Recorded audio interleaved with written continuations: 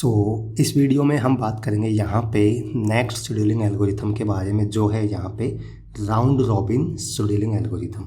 इससे पहले हम यहाँ पे बाकी के जो एल्गोरिथम हैं, जैसे फर्स्ट कम फर्स्ट सर्व है, शॉर्टेस्ट जॉब नेक्स्ट है, शॉर्टेस्ट रिमेनिंग टाइम फर्स्ट है, प्रायोरिटी शेड्यूलिंग है, इनको हम सबको यहाँ पे डिस्कस कर चुके हैं। सो नाउ इस वीडियो में हम बात करेंगे राउंड रॉबिन शेड्यूलिंग एल्गोरिथम के बारे में। चलिए स्टार्ट करते हैं ये वीडियो। तो हम बात करें अगर राउंड रॉबिन शेड्यूलिंग एल्गोरिथम के बारे में। यहाँ पर इसके बारे में पहले हम थोड़ा बात करेंगे इसके एडवांटेज के बारे में, इसके डिसएडवांटेज के बारे में, और राउंड रॉबिन शेड्यूलिंग एल्गोरिथम क्या होता है। बिकॉज ये एक बेस्ट एल्गोरिथम है जो कि मोस्टली यूज किया जाता है प्रोसेस शेड्यूलिंग में। Round robin is the primitive process scheduling algorithm. ठीक है, तो ये प्रीम्प्टिव प्रोसेस शेड्यूलिंग एल्गोरिथम है, मतलब कि इसमें प्रोसेस को जो करेंटली एग्जीक्यूट हो रहा है उसको रोका जा सकता है। उसमें अभी हम बात करेंगे कि राउंड रॉबिन शेड्यूलिंग एल्गोरिथम होता क्या है। ठीक है, ये बेसिकली प्रीम्प्टिव है, मतलब कि रनिंग प्रोसेस को बीच में हम टर्मिनेट करते हैं, बीच में हम रोकते हैं। ठीक है, each process is provided a fix time to execute, it is called quantum. ठीक है, मतलब कि हर प्रोसेस है उसको एक फ़िक्स टाइम दिया जाता है कि जैसे लेट से हमारे पास 4 प्रोसेस हैं, P1, P2 और P3। तो इस होगा कि क्या कि लेट से 3 सेकंड का टाइम हम प्रोवाइड कर देंगे, जिसको हम बोलते हैं क्वांटम। तो 3 सेकंड, हर 3 सेकंड के लिए ये रन होगा, फिर नेक्स्ट 3 सेकंड के लिए रन होगा, 3 सेकंड के लिए ये रन होगा, मतलब हर 3-3 सेकंड के लिए एक फ़िक्स टाइम होगा, क्वांटम बोलते हैं उसको। उन टाइम पीरियड में ये प्रोसेस रन होंगे। तो जैसे 3 सेकंड हो जाएंगी, लेट से 3 सेकंड ये रन होगा P1, तो इसके बाद P1 को टर्मिनेट किया जाएगा, इसको वापस से वेट स्टेट में ले जाया जाएगा, और फिर P2 को रन किया जाएगा। फिर P2 का टाइम ख़त्म हो जाएगा तो P3 को एग्जीक्यूट किया जाएगा। तो ये प्रीम्प्टिव प्रोसेस है, मतलब बीच बीच में प्रोसेस को वेट स्टेट में ले जाया जाता है इसमें। ठीक है, Once a process is executed for a given time period, it is preemptive and further process execute for a given time period। ये अभी मैंने जो बताया था वही था कि हर प्रोसेस को एक फिक्स टाइम पीरियड दिया जाता है एग्जीक्यूट होने के लिए। अगर वो टाइम पूरा हो जाता है तो उसको प्रीम्प्टिव किया जाता है और नेक्स्ट प्रोसेस को शेड्यूल किया जाता है। ठीक है, context switching is used to save states of preemptive process. Context switching क्या होता है कि जैसे लेट से हमारे पास 3 प्रोसेस हैं, P1, P2 और P3। ठीक है, अब ये हमारे पास CPU है। लेट से पहले P1 को रन किया 3 सेकंड के लिए, फिर 3 सेकंड हो जाएंगे तो P1 को दोबारा वेट स्टेट में ले जाएंगे, P2 को रन किया जाएगा। तो ये स्विचिंग हो रही है, P1 को वेटिंग स्टेट में ले जाना, P2 को एग्जीक्यूट करवाना। तो ये जो स्विचिंग है इसको बोलते हैं कॉन्टेक्स्ट स्विचिंग। ठीक है, तो कॉन्टेक्स्ट स्विचिंग यहाँ पे यूज़ की जाती है जो प्रोसेस हैं प्रीएम्प्टिव प्रोसेस, उनको सेव करने के लिए। ठीक है, अब हम बात करते हैं इसके एडवांटेज के बारे में। ठीक है, और डिसएडवांटेज के बारे में। It can be actually implemented in the system because it is not depending on the burst time.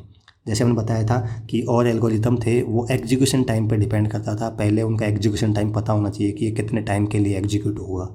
ठीक है, एडवांस में पता होना चाहिए था, जो कि नॉर्मली इम्प्लीमेंट नहीं किया जाता है, क्योंकि हम वहीं पे वो एफिशिएंटली यूज़ किया जा सकता है जहाँ पे हमें एडवांस में पता हो कि ये प्रोसेस कितने टाइम के लिए, कितना टाइम इसका एग्जीक्यूशन टाइम है। बट इसमें ऐसा कुछ ज़रूरत नहीं है। आपका किसी प्रोसेस का टाइम, एग्जीक्यूशन टाइम कितना भी हो, हमें एडवांस में जानने की ज़रूरत नहीं है। तो ये बेसिकली नॉर्मली ये सब जगह यूज़ किया जाता है और एक बेस्ट शेड्यूलिंग एल्गोरिथम है। It doesn't suffer from the problem of starvation. ये स्टार्वेशन प्रॉब्लम से भी फ्री है, बिकॉज स्टार्वेशन प्रॉब्लम क्या होती है मैंने आपको बताया था कि अगर एक प्रोसेस रन हो रहा है, एग्जीक्यूट हो रहा है, वो काफ़ी ज़्यादा टाइम तक CPU को कंज्यूम कर रहा है, तो अदर जो प्रोसेस हैं उनको वेट करना पड़ेगा, उनको ज़्यादा टाइम तक वेट करना पड़ेगा, तो उसको बोलते हैं स्टार्वेशन प्रॉब्लम। इसमें ऐसा नहीं होगा, बिकॉज यहाँ पे हर फिक्स टाइम पीरियड, लेट से 3 सेकंड और 2 सेकंड, हर टाइम पीरियड के लिए हर CPU को असाइन किया जाएगा। पहले P1 को रन किया, फिर अगले टाइम 3 सेकंड के लिए P2 को, फिर अगले 3 सेकंड के लिए P3 को। तो हर प्रोसेस का यहाँ पे नंबर आएगा एग्जीक्यूट होने के लिए, हर प्रोसेस को CPU दिया जाएगा। तो यहाँ पे स्टार्वेशन की प्रॉब्लम नहीं आएगी। All the jobs gate a fair allocation of CPU। मैंने बताया था जो भी ऑल जॉब्स हैं और प्रोसेस हैं सबको एक पर्टिकुलर टाइम पीरियड दिया जाता है एग्जीक्यूट करने के लिए, सबको इक्वल टाइम दिया जाता है। ये नहीं है कि एक प्रोसेस है उसको ज़्यादा टाइम दिया जाएगा, दूसरा प्रोसेस है उसको कम टाइम दिया जाएगा, ऐसा नहीं है। एक फ़िक्स टाइम पीरियड हर प्रोसेस को दिया जाता है। ये हो गए इसके एडवांटेज। अब हम बात करें अगर डिसएडवांटेज की, इसके कुछ यहाँ पे डिसएडवांटेज भी हैं। तो डिसएडवांटेज की हम बात करें तो हम कह सकते हैं the higher the quantum time the higher the response time in the system. अब जो क्वांटम टाइम है, क्वांटम टाइम क्या टाइम होता है, जैसे लेट से 3 सेकंड का क्वांटम टाइम है, मतलब ये हर प्रोसेस को हर 3-3 सेकंड का टाइम दिया जाएगा। P1 3 सेकंड के लिए रन हुआ, फिर P2 को 3 सेकंड दिए जाएंगे, फिर P3 को 3 सेकंड दिए जाएंगे। बट अगर क्वांटम टाइम ज़्यादा होगा, लेट से ये 10 सेकंड होगा, तो 10 सेकंड तक P1 रन होगा तो बाकी P2 को ज़्यादा टाइम तक वेट करना पड़ेगा। कहने का मतलब है कि क्वांटम टाइम ज़्यादा होगा तो जो और प्रोसेस है उनको थोड़ा ज़्यादा वेट करना पड़ेगा। तो अगर ज़्यादा क्वांटम टाइम होगा तो रेस्पॉन्स टाइम भी ज़्यादा होगा, ये इसका डिसएडवांटेज है। मतलब कि हम ज़्यादा क्वांटम टाइम भी नहीं रख सकते हैं, क्वांटम टाइम कम होता है। The lower the quantum time the higher the context switching overhead the system. अब अगर क्वांटम टाइम भी बहुत कम कर देंगे, लेट से 1 सेकंड कर देंगे, तो हर 1 सेकंड के लिए 1 सेकंड के लिए P1 रन होगा, फिर नेक्स्ट 1 सेकंड के लिए P2 रन होगा, नेक्स्ट 1 सेकंड के लिए P3 रन होगा। तो हर 1 सेकंड के बाद प्रोसेस को स्विच करना होता है। तो जो कॉन्टेक्स्ट स्विचिंग है इसका एक्स्ट्रा ओवरलोड है, एक्स्ट्रा बर्डन है, वो सिस्टम पे आता है। तो अगर बहुत ज़्यादा क्वांटम टाइम होगा तो भी इसमें प्रॉब्लम है, क्योंकि वेट करना पड़ेगा और प्रोसेस को ज़्यादा टाइम तक। और बहुत कम क्वांटम टाइम होगा तो भी इसमें प्रॉब्लम है, क्योंकि बहुत फ्रिक्वेंटली जल्दी जल्दी कॉन्टेक्स्ट स्विचिंग करना पड़ेगा, तो भी एक्स्ट्रा बर्डन है जो सिस्टम पे आता है। तो एक ऐसा अमाउंट, एक फिक्स, एक मतलब ना तो हमें ज़्यादा क्वांटम टाइम रखना है ना कम रखना है, ठीक है। एक फिक्स ऐसा रखना है जो कि एफिशिएंट हो, एफिशिएंटली प्रोसेस वर्क कर सके, ताकि हर प्रोसेस को लगे कि सबको बराबर टाइम मिलता है, ज़्यादा वेट ना करना पड़े। तो ऐसा क्वांटम टाइम यहाँ पे रखा जाता है। तो ये था यहाँ पे हमने बात की राउंड रॉबिन शेड्यूलिंग एल्गोरिथम के बारे में। अब हम राउंड रॉबिन शेड्यूलिंग एल्गोरिथम है उसको एक एग्जाम्पल के द्वारा यहाँ पे हम समझेंगे। एग्जाम्पल अगेन वही एग्जाम्पल है, इसमें हम कैलकुलेट करेंगे कि कैसे यहाँ पे हम कंप्लीशन टाइम और जो भी सारे हैं, turn around time, waiting time, response time, ये कैसे हम यहाँ पे कैलकुलेट कर सकते हैं। तो इसको आपको ध्यान से समझना है, थोड़ा इम्पोर्टेंट है और थोड़ा कॉम्प्लेक्स भी है, तो आपको समझने में प्रॉब्लम ऐसे आएगी नहीं, थोड़ा ध्यान से आपको समझना है, ठीक है। तो इसमें हम क्या करेंगे, सबसे पहले हम इसमें अगेन वही यहाँ पे हम बनाएंगे। सबसे पहले हम हमारी जो गैंट चार्ट है उस चार्ट को यहाँ पे हम बनाएंगे। तो सबसे पहले हम स्टार्ट करेंगे 0 से, ठीक है। तो 0 से स्टार्ट करेंगे, ठीक है, लेट्स से 0 टाइम पे। अब CPU 0 टाइम पे अगर कौन सा प्रोसेस आया सबसे पहले, इसमें हमें क्या करना पड़ेगा, एक हमें यहाँ पे रेडी क्यू भी यहाँ पे मेंटेन करना पड़ेगा, ठीक है। तो यहाँ पे रेडी क्यू भी हमें मेंटेन करना पड़ेगा। तो अभी आपको समझ आएगा, ठीक है। इसमें रेडी क्यू क्यों मेंटेन करना पड़ रहा है कि जैसे मैंने बताया कि हर 3 second, let's say quantum time यहाँ पर हम ले लेते हैं, क्वांटम टाइम यहाँ पे मैं फिक्स कर देता हूँ। लेट्स से हमारा जो क्वांटम टाइम है वो है 3 सेकंड, मतलब हर 3 सेकंड के बाद हर प्रोसेस को 3-3 सेकंड का टाइम दिया जाएगा एग्जीक्यूट होने के लिए, ये गिवन होगा, ठीक है। तो क्वांटम टाइम इस एग्जाम्पल के लिए लेट्स से 3 सेकंड है, ठीक है। तो अब हर 3 सेकंड के बाद प्रोसेस को वेटिंग स्टेट में लाना पड़ेगा। तो जो प्रोसेस वेटिंग स्टेट में जाएगा फिर से वो रेडी होगा, तो यहाँ पे रेडी क्यू भी हमें मेंटेन करना पड़ेगा, ठीक है। तो इसलिए हम यहाँ पे रेडी क्यू को भी लेके चल रहे हैं। अब यहाँ पे मैं स्टार्ट करता हूँ 0 टाइम से। लेट्स से 0 टाइम पे कौन सा प्रोसेस हमारे पास रेडी है, तो 0 टाइम पे हमारे पास लेट्स से P1 प्रोसेस है जो अराइवल टाइम 0 है, तो मतलब 0 सेकेंड पे P1 हमारे पास आ चुका है, ठीक है। तो P1 मतलब कि रेडी है 0 सेकंड पे, तो रेडी क्यू में अभी P1 है हमारे पास, ठीक है। अब जो CPU असाइन किया जाएगा वो रेडी क्यू से तो असाइन किया जाएगा, जो पहले आया है उसको पहले CPU दिया जाएगा। तो अभी हमारे पास P1 है रेडी क्यू में, तो P1 है तो P1 को यहाँ पे सिंपल CPU दे दिया जाएगा, क्योंकि हमारे पास और कोई प्रोसेस अभी है नहीं, ठीक है। अब P1 का यहाँ पे एग्जीक्यूशन टाइम है 8 सेकेंड। तो ये नहीं कि हम 8 सेकंड के लिए रन करवाएंगे, क्योंकि हमारे पास क्वांटम टाइम 3 सेकंड है, मतलब कि हर 3 सेकंड का टाइम हर प्रोसेस को दिया जाएगा, 3-3 सेकंड में हर प्रोसेस रन होंगे। तो P1 को सिर्फ 3 सेकंड दिया जाएगा, ठीक है, ना कि 8 सेकंड तक रन होगा। तो P1 को यहाँ पर हम 3 सेकंड तक रन करवाएंगे, क्योंकि इसको क्वांटम टाइम हमारे पास 3 सेकंड दिया, 3 सेकंड से ज़्यादा हम किसी प्रोसेस को रन नहीं करवा सकते।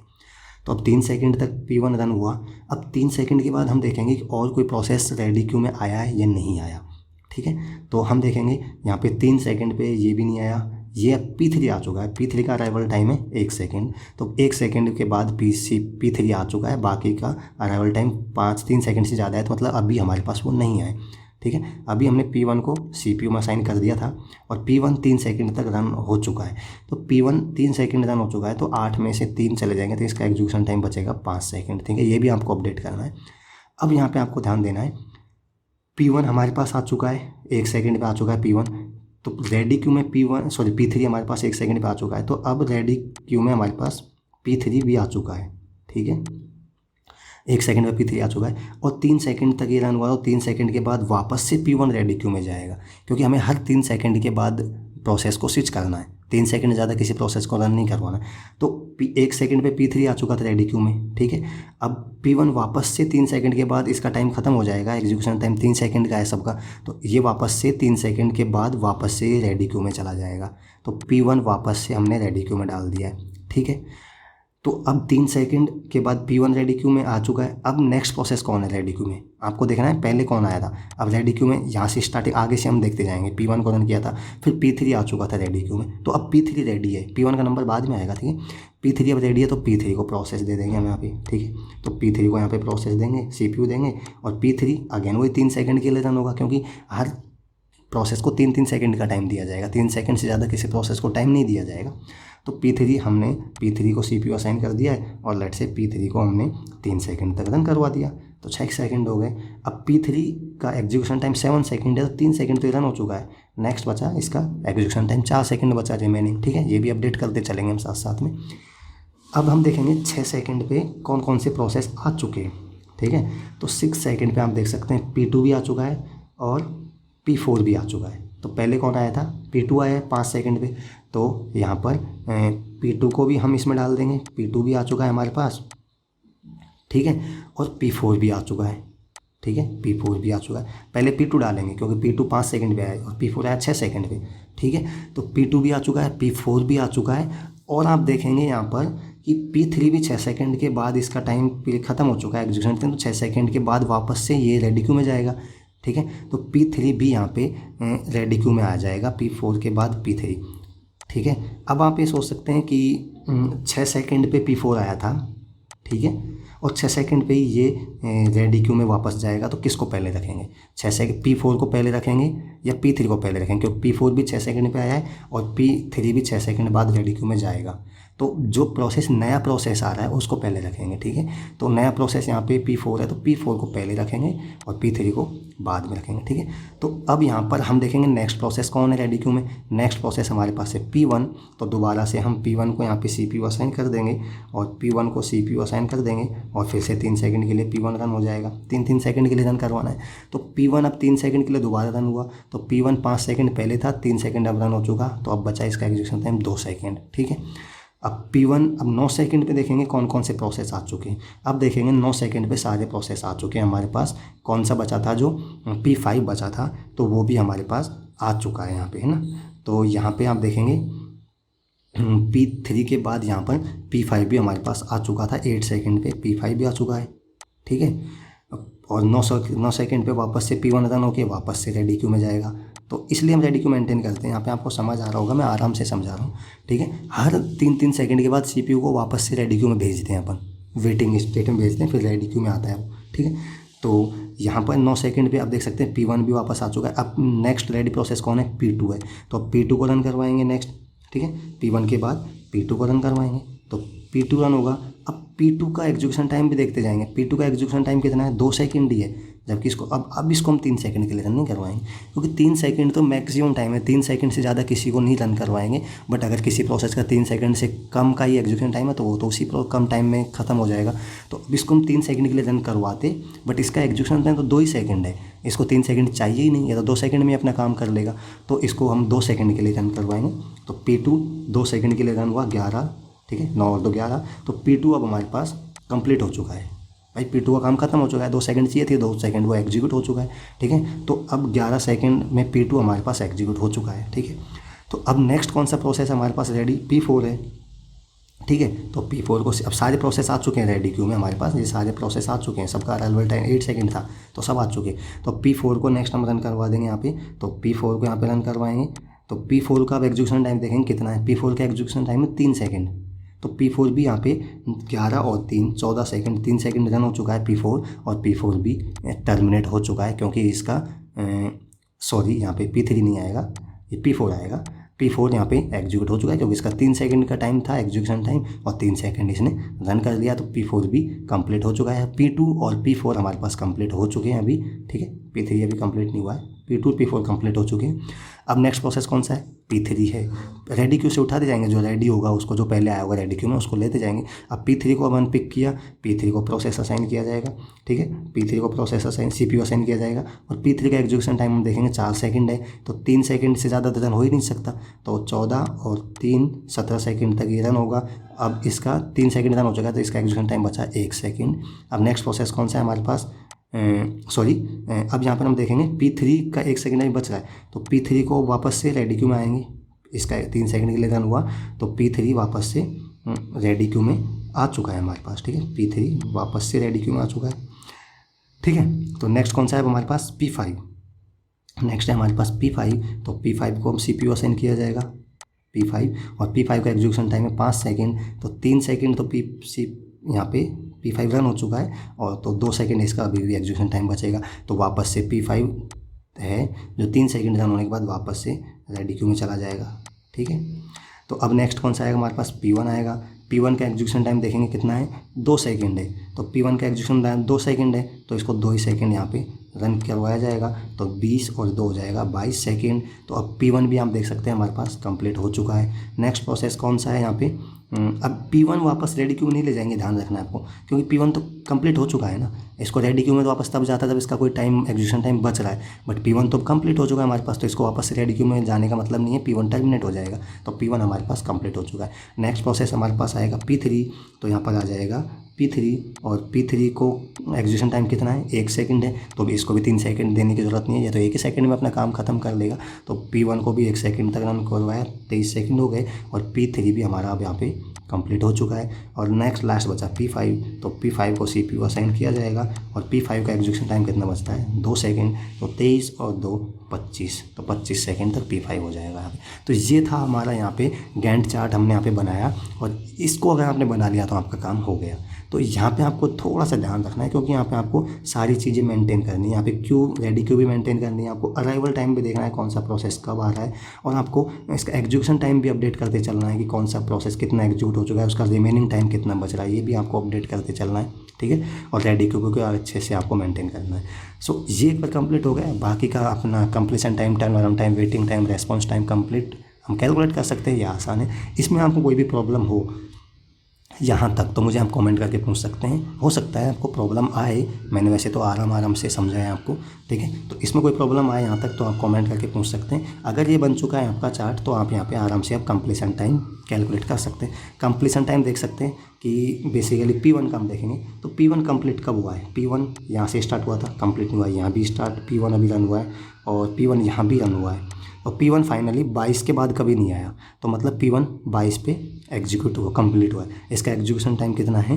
22 सेकेंड, ठीक है। तो P1 का एग्जीक्यूशन टाइम हो जाएगा, सॉरी कंप्लीशन टाइम हो जाएगा 22 सेकेंड।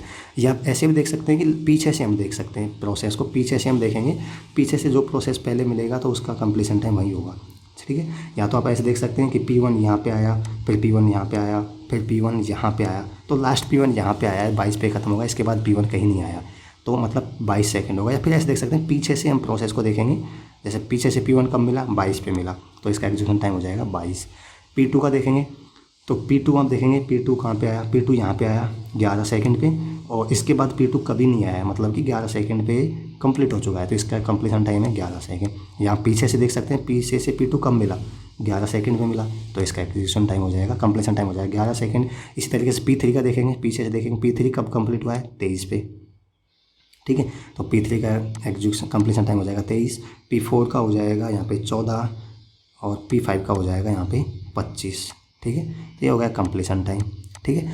अब टर्न अराउंड टाइम क्या करना है? आपको पता है टर्न अराउंड टाइम का फॉर्मूला क्या है? आपको कंप्लीशन टाइम में कि आपको बेसिकली क्या कर देना है यहाँ पे burst time, sorry completion time में कि आपको अराइवल टाइम निकाल देना है, ठीक है। तो कंप्लीशन टाइम कितना है इसका? 22, और 22 में से 0, अराइवल टाइम 0 सेकंड है, तो P1 का completion time, turn around time हो जाएगा 22 सेकंड, ठीक है। और P2 का देखेंगे 11 सेकंड, 11 - 5 6 सेकंड। इसी तरीके से 23 माइनस 1 22, 14 माइनस 6 8 और 25 माइनस 8 यहाँ पे हो जाएगा 17। ठीक है, ये हो गया टर्न अराउंड टाइम। इसी तरीके से वेटिंग टाइम निकाल सकते हैं। वेटिंग टाइम का फॉर्मूला क्या है आपको पता है, turn around time minus burst time. Turn around time में से एग्जीक्यूशन टाइम, बर्स्ट टाइम अगर अपन सबट्रैक्ट कर देंगे तो वेटिंग टाइम आ जाएगा। तो टर्न अराउंड टाइम क्या है, P1 के लिए 22 माइनस 8। ठीक है, P1 का एग्जीक्यूशन टाइम 8 सेकेंड है, तो 22 माइनस 8 तो यहाँ पे हो जाएगा 16, सॉरी यहाँ पे हो जाएगा 16 हो जाएगा। ठीक है, और P2 के लिए हो जाएगा 6 minus 2 4, 22 minus 7 15, 8 minus 3 5, 12 minus 5 sorry 17 minus 5 12, और फिर रेस्पॉन्स टाइम हो जाएगा। रेस्पॉन्स टाइम वो टाइम होता है कि प्रोसेस पहले कब मिला CPU को स्टार्टिंग। तो हम P1 का देखेंगे, तो P1 देखेंगे 0 सेकंड पे मिल गया CPU P1 को, और इसका अराइवल टाइम क्या था, 0 सेकंड पे आया था, तो 0 माइनस 0 P1 का रेस्पॉन्स टाइम 0 हो जाएगा। P2 को CPU कब मिला, P2 को CPU मिला 9 सेकंड पे। ठीक है, और आया कब था P2 5 सेकंड से 5 में, तो 9 माइनस 5 इसका हो जाएगा 4 सेकंड। और P3 का देखेंगे, P3 को CPU मिला 3 सेकंड पे। ठीक है, और P3 आया कब था 1 सेकंड पे, तो 3 माइनस 1 2 सेकंड। इसी तरह से P4 देखेंगे, P4 कब CPU मिला इसको पहली बार 11 सेकंड पे, और P4 आया कब था 6 सेकंड पे, तो 11 माइनस 6 ये हो जाएगा 5। और P4 के बाद P5 की बात करें, P5 को CPU पहली बार कब मिला 17 पे, तो 17 और 8 सेकंड पे आया था, तो 17 माइनस 8 ये हो जाएगा 9। तो ये हो गया यहाँ पर रेस्पॉन्स टाइम। ठीक है, तो हमने calculate completion time, turn around time, waiting time, response time सारा कैलकुलेट कर लिया है। मैं आशा करता हूँ कि इसमें आपको कोई दिक्कत नहीं होगी। तो आपको क्या करना होता है, अगर एवरेज आपको किसी भी इनमें से अगर आपको एवरेज निकालना है, आपसे कोई पूछे कि let's say average response time calculate करना है, तो आपको क्या करना है, इन सबको ऐड करना है। 4 और 2 6, 6 और 5 11 और 9 20, तो 20 डिवाइडेड बाई 5, क्योंकि 5 प्रोसेस है, तो इसका रेस्पॉन्स टाइम क्या हो जाएगा, एवरेज रेस्पॉन्स टाइम क्या हो जाएगा 22 माइनस 5। ठीक है, 4 सेकंड। इसी तरीके से अगर आपको एवरेज वेटिंग टाइम निकालना पड़े, ठीक है, तो एवरेज वेटिंग टाइम क्या होगा, इन सब का आपको सम करना है, वेटिंग टाइम का सम डिवाइडेड बाई 5। इसी तरीके से आप average completion time, average turn around time, ये भी यहाँ पे आप कैलकुलेट कर सकते हैं आराम से। ठीक है, तो ये था यहाँ पे नेक्स्ट शेड्यूलिंग एल्गोरिथम जो हमारा था यहाँ पे राउंड रॉबिन शेड्यूलिंग एल्गोरिथम। तो इसमें हमने राउंड रॉबिन शेड्यूलिंग एल्गोरिथम को कंप्लीट यहाँ पे डिस्कस किया है। पहले इसको समझा था, इसके एडवांटेज डिसएडवांटेज डिस्कस किया, फिर इसको हमने एक एग्जांपल की सहायता से यहाँ पे डिस्कस किया है। सो मैं आशा करता हूँ कि ये वीडियो आपको अच्छी लगी होगी, इससे आपको काफ़ी कुछ सीखने को मिला होगा। अगर आपको इसमें कोई भी प्रॉब्लम है या किसी भी वीडियो में आपको प्रॉब्लम है, तो आप कमेंट करके मेरे से पूछ सकते हैं, मैं तुरंत उसका रिप्लाई करूँगा। मैं सारे कमेंट रीड करता हूँ। ठीक है, और अगर आपको इससे कुछ सीखने को मिला तो आप इसको लाइक ज़रूर कर सकते हैं, कमेंट करके मुझे बता सकते हैं कि ये वीडियो आपको कैसी लगी। और अगर आप नए हैं तो इस चैनल को सब्सक्राइब कर सकते हैं, और मेरे चैनल की प्लेलिस्ट को भी विजिट कर सकते हैं, क्योंकि यहाँ पर मैं ऐसी ही वीडियोज़ और ट्यूटोरियल्स यहाँ पे मैं अपलोड करता रहता हूँ। So that's it for today, thanks for watching this video. मिलते हैं नेक्स्ट वीडियो में, तब तक के लिए bye bye and take care, keep practising.